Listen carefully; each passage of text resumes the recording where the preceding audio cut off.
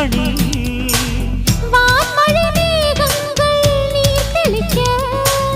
வாடிய தேகங்கள் சேர்ந்திருக்க வாலிபராகங்கள் நான் படிக்க